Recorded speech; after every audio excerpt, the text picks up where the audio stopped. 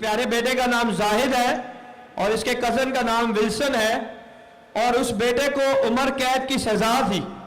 गौर से सुनिएगा कि खुदावन कैदियों को भी आजाद करता है जब उसके घर में लोग मिन्नजाते इल्तिजाएं